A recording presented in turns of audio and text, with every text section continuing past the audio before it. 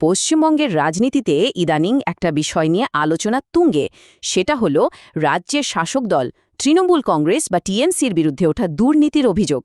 তো আজকের এই আলোচনায় আমরা এই অভিযোগ আর তার পেছনের বাস্তবতা দুটোই খতিয়ে দেখব। তাহলে একেবারে মূল প্রশ্নটা দিয়ে শুরু করা যাক, তাই না? এই যে এত অভিযোগ উঠছে, এগুলো কি শুধুই বিরোধী পক্ষের একটা রাজনৈতিক চাল, নাকি এর মধ্যে সত্যি কোনো গভীর সমস্যা লুকিয়ে আছে? এই প্রশ্নটাই কিন্তু আমাদের আজকের আলোচনার একেবারে কেন্দ্রে। চলুন এবার তাহলে একটু গভীরে যাওয়া যাক। মানে ঠিক কি অভিযোগ আনা হয়েছে দলটার বিরুদ্ধে, সেগুলো এক এক করে দেখে নেওয়া যাক। যদি খেয়াল করেন, গত কয়েক বছরে বেশ কয়েকটা বড়সড় দুর্নীতির অভিযোগ উঠেছে তৃণমূলের বিরুদ্ধে, যা নিয়ে রাজ্য রাজনীতিতে রীতিমতো ঝড় বয়ে গেছে। এর মধ্যে সবচেয়ে চর্চিত হল এসএসসি দুর্নীতি বা শিক্ষক নিয়োগ কেলেঙ্কারি, তারপর কয়লা আর গরু পাচারের মতো মারাত্মক অভিযোগ, আর হ্যাঁ, নারদ আর সারদার মতো পুরনো কিন্তু এখনও প্রাসঙ্গিক মামলাগুলো তো আছেই। তো প্রথমে আসা যাক এসএসসি দুর্নীতি বা এই যে শিক্ষক নিয়োগ কেলেঙ্কারির কথা হচ্ছে, এটা ঠিক কি? মানে অভিযোগটা খুব সহজ। সোজা কথায়, যোগ্য যারা প্রার্থী তাদের বাদ দিয়ে টাকার বিনিময়ে চাকরি দেওয়া হয়েছে। আর এই কেলেঙ্কারির জেরেই কিন্তু রাজ্যের প্রাক্তন শিক্ষামন্ত্রী পার্থ চট্টোপাধ্যায়কে অ্যারেস্ট করা হয়, যা নিয়ে তখন পুরো রাজ্য রাজনীতিতে একটা তোলপাড় শুরু হয়ে গেছিল। এরপর আসছে কয়লা আর গরু পাচারের মতো আরও দুটো গুরুতর অভিযোগ। দুটো ক্ষেত্রেই মূল অভিযোগটা হলো রাজ্যের সীমানা পেরিয়ে একটা বিশাল চোরাচালানের নেটওয়ার্ক কাজ করছিল, আর বারবার অভিযোগ উঠেছে যে এই চক্রের সঙ্গে শাসক দলের কিছু নেতারও নাকি যোগাযোগ ছিল।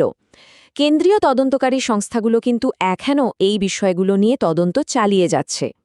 আর নারদ ও সারদা মামলা, এগুলো হয়তো একটু পুরনো, কিন্তু এদের প্রভাব কিন্তু আজও রয়ে গেছে। একটা ছিল স্টিং অপারেশন, যেখানে অনেক নেতা মন্ত্রীকে ক্যামেরার সামনে টাকা নিতে দেখা গিয়েছিল বলে অভিযোগ।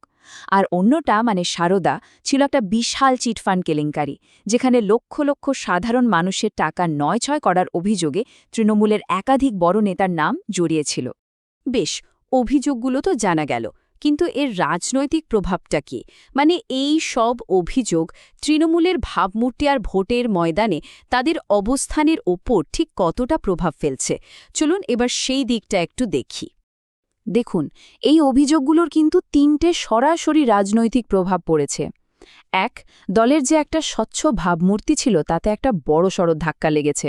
দুই, প্রধান বিরোধী দল বিজেপি দুর্নীতিকেই তাদের প্রচারের মূল হাতিয়ার করে তুলেছে। আর ৩ নম্বর, ভোটারদের একটা বড় অংশের মনে, বিশেষ করে শহরাঞ্চলের মানুষের মনে একটা অবিশ্বাস আর সংশয় তৈরি হয়েছে।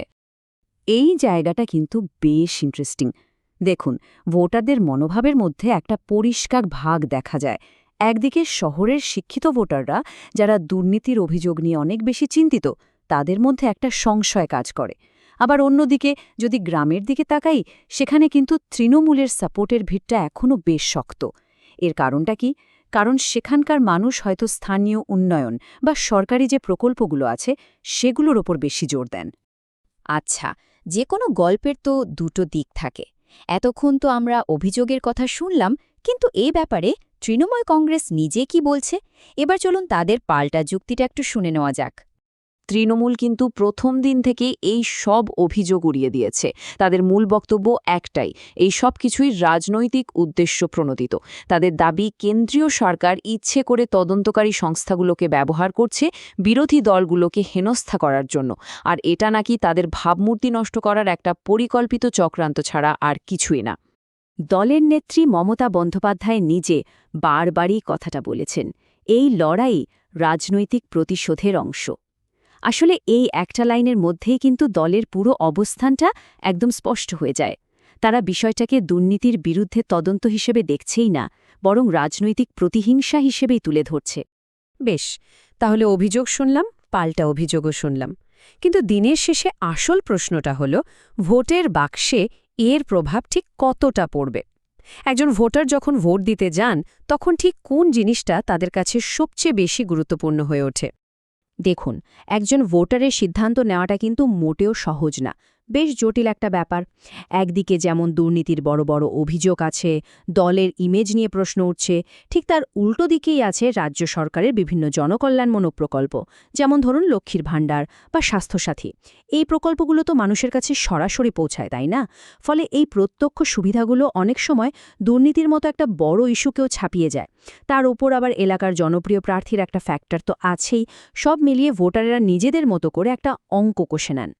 সুতরাং আমরা যেটা বুঝতে পারছি তা হল দুর্নীতি অবশ্যই একটা বিরাট বড় ইস্যু, কিন্তু এটাই ভোটের ফলাফল ঠিক করে দেওয়ার একমাত্র কারণ নয়।